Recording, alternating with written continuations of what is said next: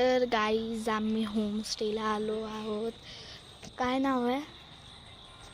Kaziranga homestay आसाममध्ये आलो आहे. आणि आता रात्र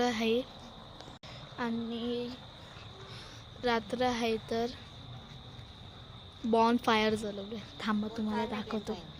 हां, कॅम्प फायर जळवलं. थांबा तुम्हाला दाखवतो. हे बघा बॉन फायर जळवलंय कारण की थंडी नको लागायला.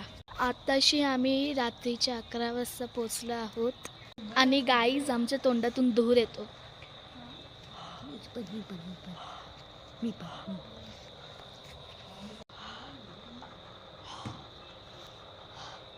दिसत नसेल तुम्हाला पण इथे लय थंडी आहे. इथे लय माझी खुर्चीवर काय बसली उठ. तर इथं लय थंडी लय, म्हणून आम्ही कॅम्प फायर जळवलं.